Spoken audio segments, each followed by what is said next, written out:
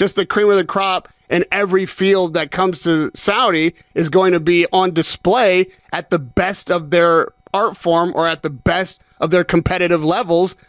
That is what I'm most looking forward to, taking some time off when I'm not in the center of the ring and watching other sports display their excellence right there in the kingdom every time they come.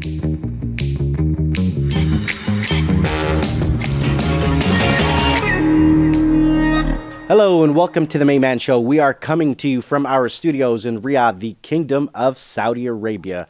And our guest today is in Manchester, England, but he gets his bills in Austin, Texas. He is a critically acclaimed sports journalist from the United States of America, Radio Rahim. Thank you very much for taking the time to be with us while you're on assignment in Manchester.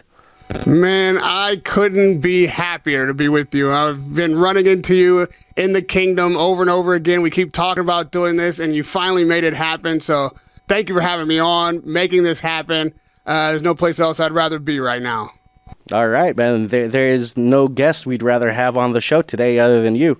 And before we kick off with everything, let me just give our audience in this part of the world an idea of who you are. So a very acclaimed announcer for boxing, Michael Buffer, said that it's a big boxing event and it's a big fight feel when Radio Rahim is in the house. So I guess we got that big fight feel in the show today, right? That's right. And I must say that Michael Buffer was my mentor in creating that kind of space for myself. You also know it's a big fight when you hear, "Let's get ready to rumble" in the middle of a ring. And so when I saw how he pursued his career and carved out that niche for himself, I thought I would follow suit, follow those footsteps, and do the same. So, whereas I'm not a ring announcer, I like to think that I am the voice of boxing. All right. And just like how you like to call yourself the voice of boxing, I'd like to call myself the voice of English Saudi media. And in the spirit of your mentor, Michael Buffer, let's get ready to rumble. Ooh, boy, let's kick off with the first question. Hey, man, it's all good. They can come chase me all the way, here in Riyadh, but I'd like to see how much they can get out of me. Anyways, so, you've been in Saudi several times. We've bumped into each other on a lot of events. You've been to a lot of WWE events. You've also been into the big international fights like Jake Paul and Tommy Fury. What is your experience, just coming to Saudi and experiencing these live big events happening in the kingdom?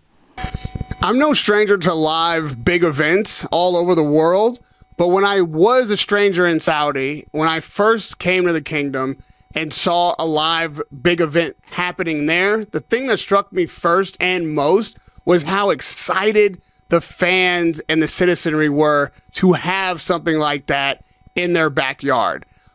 Kids from 7 to 70, all kids, were so thrilled to see superstars in the kingdom, to see these big events on the big stages, the lights and the cameras, people like me coming over, people in the middle of the ring, and all the kind of entertainers who have been there when I've been there have had a similar experience in that the enthusiasm from the people is unmatched. Like, they're enjoying the show, they're enjoying the visitors, they're enjoying the other people that come from around the world to see events in the kingdom.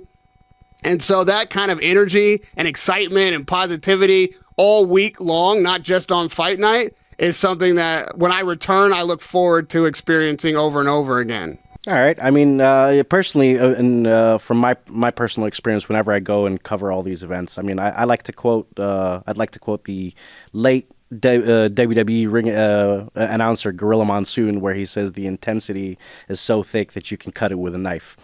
So it's truly like a feeling that kind of gives you goosebumps, these big fight feels and these big events. Yeah, I'd say you could cut it with a smile because everybody there is smiling ear to ear and having such a great time. That's part of the positivity I'm talking about. Like, I get inspired by seeing how excited they are to see my work and to see the performers and fighters that are in the ring or doing the shows. Like, that kind of stuff is what gives me gas and fuel in my tank. All right. And speaking of, gas and fuel in your tank and traveling the world and covering big fights and big events around the world, you're going to be in Riyadh next for the Tyson Fury against Francis Ngannou bout. What are your expectations? Are there any significant changes between, the events that you basically cover here in Saudi compared to other parts of the world? Yes, I mean, inshallah, I'll be in the middle of the ring for that fight. I'll be doing the post-fight interviews. And one thing that is maybe different in Saudi than in the rest of the world is that they're so invested in the event that, I never know which side they're going to be cheering for. Like, in a different state in America or even in England, you kind of know where the audience is going to lean, who the fan favorite is going to be. But in Saudi, it's always a toss-up. Like, I don't know where they decide that their loyalties lie from one fight to the next. So when it comes to Tyson Fury and Ngannou, I don't know if the British persuasion is going to hit them and say, we've seen Fury out here before. We've seen him when he was supporting Tommy. He was been to the kingdom. That's our guy. Or Ngannou, whose hometown's a lot closer maybe, that's their guy, and he's an MMA fighter, and they're excited to have him, and he's a first-timer fighting there, and maybe that they'll decide to support him. I have no idea. So on the night, it's fun for me to watch the fans decide who they're backing. And I've even seen them switch in the middle of fights because one guy is impressing them or outperforming his expectations, and they go crazy for that. So it's a real honest way to experience combat sports. And that is a lot of fun for me, in the center of the ring, watching this really drama unfold. The fans there are so honest, and they're experiencing it in real time, in the moment. And that's not something that you get everywhere. And when you're not working, when you're here in Saudi or, in Riyadh in particular, what did you explore? What did you get to experience? Fortunately, I spent a lot of time working there, and even that work is an experience. But when I do have some downtime, I've been an honored guest, or been honored to be a guest, I should say, at Prince Khalid's home. I've seen, the culture of the big dinner and him having and hosting so many huge celebrities, huge names that come to the kingdom, showing them really what it's like, family style there, what friendship is like, and, these huge kind of dinners, and we're dancing, and there's music playing, and we're doing the swords, and I'm just watching all this tradition of centuries unfold in front of me. That's maybe one of my favorite things. An old friend of mine from in America who is now a resident of Saudi has a barbecue place there, Smoky Beards. Best barbecue on the planet is in Saudi Arabia at Smoky Beards.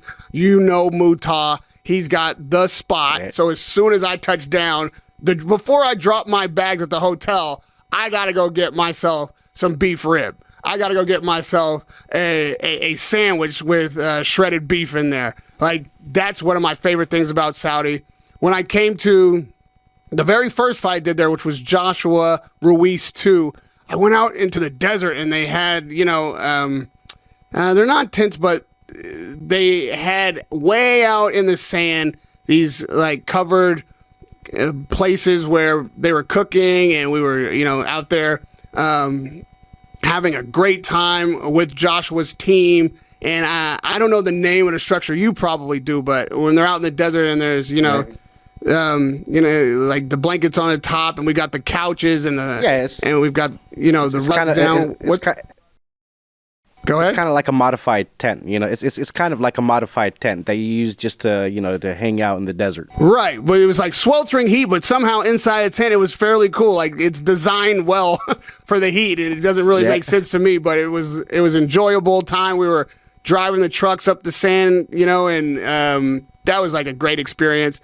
But again, I just have to say that even when I'm at the mall, or I'm getting food, or it's late night and I'm headed home from an event and I'm, pulling into the hotel, the one thing that I can always count on is hospitality from the very common man, from everybody who is there working and the people who are just walking the streets on their own time in their own lives notice that there is a visitor among them. Notice that it's me if they recognize me. It's the same for myself as it is for my camera guy, who they may not recognize, but notice that he is a visitor. It's always smiles. It's always, can I help you? Can I do something for you? Is there anything that you need? If I'm buying food, they try to buy it for me like strangers, which I can't allow, but they are really adamant about it. And that is generosity on their part. So the just everyday guy that you bump into or woman that you bump into is always looking for a way to make your experience more pleasurable.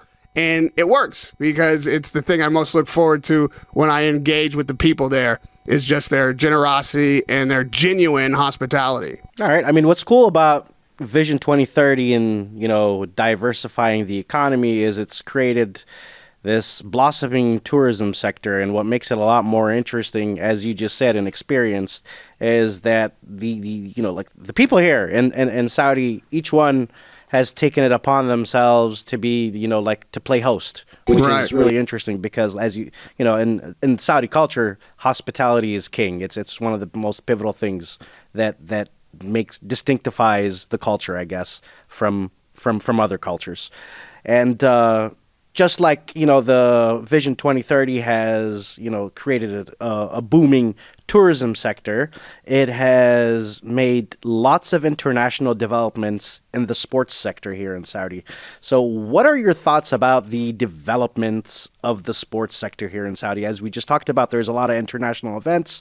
Saudi in general hosts a lot of global sporting events. So aside from combat sports, there is the Dakar Rally, there's Formula E, Formula One, and all these big fights that you and me have been bumping into. What are your thoughts, as a journalist who's traveled the world, about a country that is recently doing a lot of investment in the sports infrastructure? I can't wait to spend more time there experiencing other sports because when I go, obviously I'm working, it's combat sports, it's boxing in particular. I'm in the center of the ring, or I am creating shoulder programming for the big fight coming on that Saturday, and I don't get to go there and experience these other big events and other sports as much as I would like to. So because Saudi is always so dedicated to having like the biggest, the best, the top of the line, that I think the citizenry there is a little spoiled. All they're seeing is like the best of the best all the time, and I want to go over there and get some of that myself. That's going to be really their trademark, is that even the fights that can't get made around the world, the fights that we've been waiting for years, the fights that nobody thought could be put together, Saudi's able to make it happen. Saudi's able to put those fights in front of us. Saudi's able to bring in other sports the top of the line, the top competition to the kingdom. And on a consistent basis, we're going to see the best of everything. So that's what I'm most looking forward to. Just the cream of the crop in every field that comes to Saudi is going to be on display at the best of their art form or at the best of their competitive levels. That is what I'm most looking forward to, taking some time off when I'm not in the center of the ring and watching other sports display their excellence right there in the kingdom every time they come. All right. I mean, anytime you get some free time to pop by in Riyadh and any big events happening, give me a call. I'd love to hook you up and we can hang out and check out some races or something, man. Oh, count on it. Count on it. All right, and moving away from covering sports, I mean, you also have your own podcast show. It's called Til This Day. So no. It's called Til This Day. All right. So we need to add that extra oomph for it. So it's Til This Day with Radio Rahim, which is a weekly podcast that is released on all podcasters and on YouTube. And can you tell us a little bit about this, this podcast that you're doing? The unique aspect of the season that you're about to experience on all places you can get podcasts for free is that it was recorded in the height of the pandemic in Yellow Springs, Ohio, which is a very small town in America, in a Midwestern state.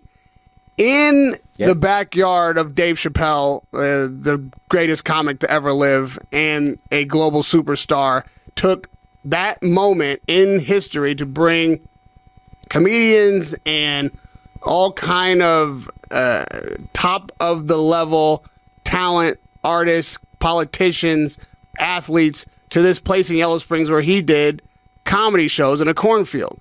Well, I was there for the full duration of that, and during that time, he had a podcast going called The Midnight Miracle, and I also created a podcast at the same time in the same space called Til This Day, after my iconic moment, of course, with Deontay Wilder. You know what I'm talking about? So these many people who showed up and spent that once in a lifetime, hopefully, experience with us during COVID, I sat them down in a chair, and I had to figure out, because the reason I was in Yellow Springs for almost an entire year was because boxing wasn't being able to be pursued outside in the world, as every sport was shut down almost completely. So too was mine.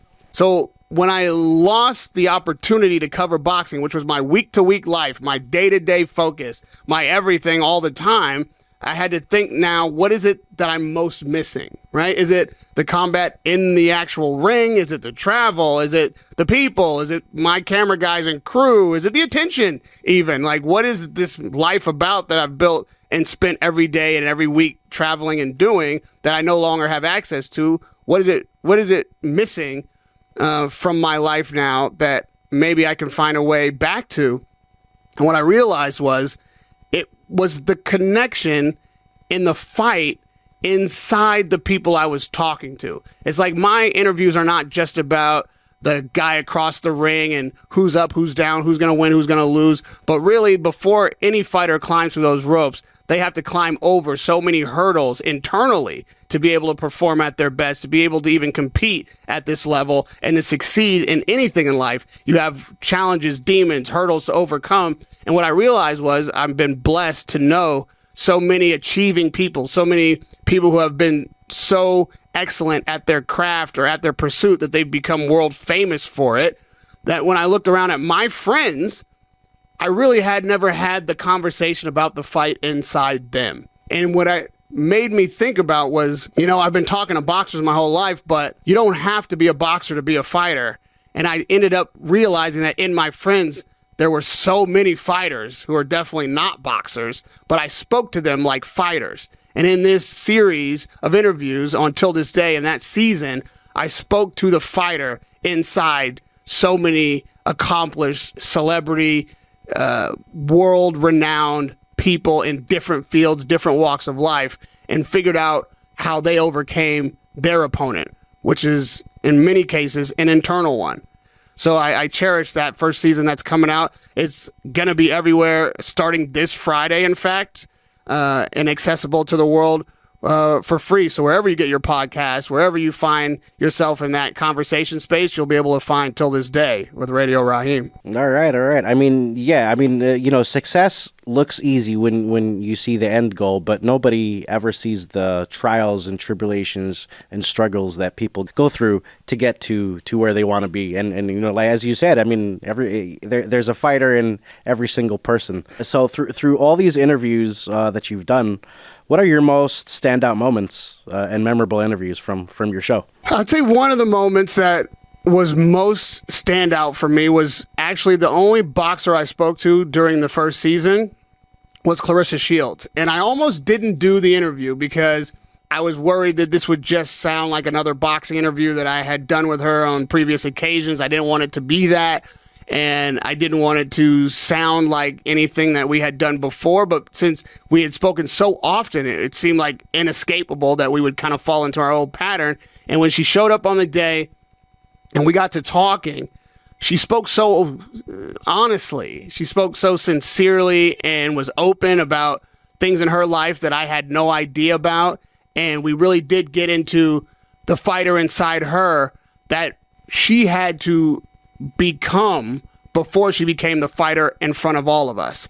And so that journey with her through her life, and again, talking to somebody who I thought I knew very well and knew the story of detailed by detail, I was experiencing and shown a whole different side of her, a whole narrative that I knew nothing about, and it gave me an opportunity to experience something that it's hard sometimes to experience when you're in front of the camera and talking to people every day, and you think you know who they are, and you get at these moments because you know how to reach those moments, that even the person that you think you know best, if you are open and they are open with you, you can learn something new about everybody anytime. You've just got to go ahead and open yourself up, be willing to be vulnerable, be willing to accept their vulnerability, and talk to them one-on-one, human to human, about your experiences. And you never know what will be unearthed from people you may have known your whole life. So Clarissa deserves a great deal of credit and is commended because it was the most unexpected, one of the best experiences I've had as an interviewer. All right, and as even as an interviewer who's bringing out people's basically challenges that they've faced through life, you yourself in your long illustrious career have faced some controversies. So how do you manage these challenges personally? Everybody has some controversies that they manage. Well, differently, as the controversies themselves differ. You're early in life and you see something that you've done become the topic of conversation around the world, then you think that that's the only thing that is happening in the world. Like, if every place you turn in your little life, everyone is talking about you, and then you extrapolate that out to the greater internet or the newspapers, and the TV commentary is about something that you're at the center of, it can seem like nothing else in the world matters, and this is the only thing that is your life is ever going to be about, and it can be overwhelming. What you learn through life and being able to recognize that time is long and things change, and they don't always look the same at the beginning as they end up being in the end. I've learned that with a little bit of patience, you take a deep breath, you look at things with a more broad perspective, you step back and realize that the moment is just the moment, but what that long bend of history has in store for you, none of us know. And so as bad as something might seem, or as great as something might seem in the moment, you've got to be a good custodian of it. You've got to engage honestly, whatever the issue is. And you've got to kind of wait out sometimes for history and people's consciousness and understanding to catch up with whatever that moment was. Sometimes something looks like this on the day, and people don't have enough information. People jump to conclusions. People are ready to, bash you and beat you down and roast you or whatever. And then as more information comes available, as you keep your cool and calm and are patient with people and willing to explain yourself in the right space, in the right time, then these things take a bigger, better, broader shape and become more understood around the world and by the people who you most admire and hope continue to admire you. And ultimately, what happens is that you get benefit from it, that things that seem to be catastrophic at one time ultimately become productive and positive sometime down the line. It doesn't always go that way. I won't say everything is, roses and everything comes up cherries and blossoms, but oftentimes if you wait long enough and you're sincere in your spirit or willing to learn from mistakes, that is what ultimately happens. And you become a better person for it. You become more mature because of it. And then the next time, if it was a mistake, you don't make that mistake again. And if you're experiencing something grand and aggrandizing, you don't go too far with that and allow yourself to get your ego out of check, because you know that moment is coming that'll bring you right down to earth. So you find that balance, you find that middle ground where you be cool, you be calm, you be easy, you learn and you grow, and ultimately you get where you need to go. I remember when once upon a time when I was a news anchor and I was doing some training, this was really early in my career. I got some great advice from my trainer who was working in BBC News. And then they're like, it's not how you mess up when you're on air, because you're going to mess up. It's how you pick yourself up right after it. So it's let me tell you this. It's also And not to cut you off, go on. I'm sorry. No, I mean it's a good moral and mindset to have. So it resonates to a lot of the things that you just said. It's also how you roll with it in the moment. Like if you panic, like you just you just said something you shouldn't say, or you got the name wrong, or something like that, and you freeze up or you freak out. Well, that's gonna exacerbate the situation.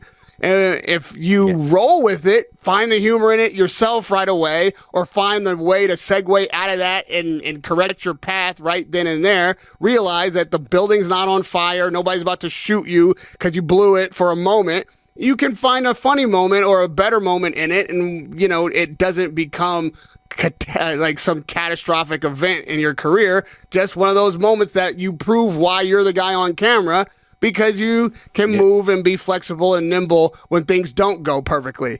I mean, I love you, man. You remember that? That is one of those moments.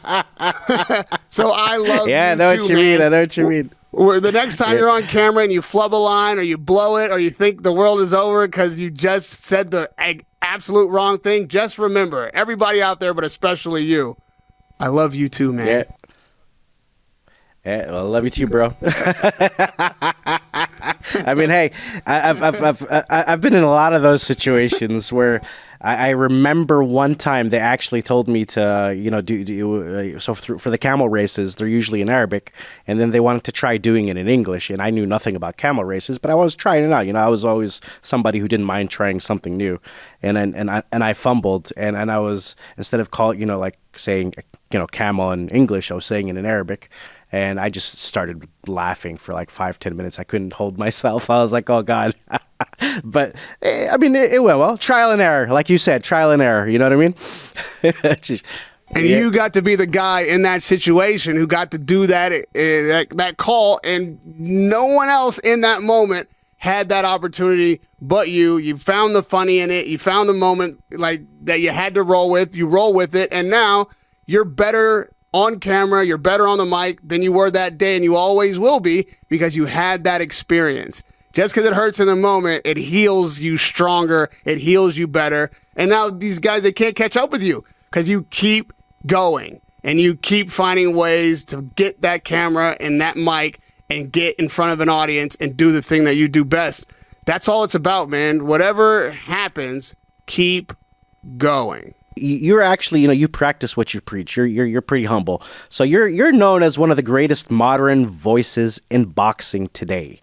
And that's not like me, boasting about having you on the show. That's literally who you are, and you're being humble about it. But can you share the journey of how you got, to this career path, all the way to your upcoming, show, the Brixton Radio Rahim? I mean, well, first of all, that's very kind of you to say. I hope that's true and people agree. I think, if anything, it's just because... According to my research, you are. So, yeah, you are. I think people appreciate a sincere approach. I come honest. I come real. I do what it is that I believe is organic, right? Which comes from the spirit, comes from the heart. And I approach every interview that way. And I respect the person I'm talking to, but also the situation that they're in. And we have an honest chat about whatever it is the topic of the day.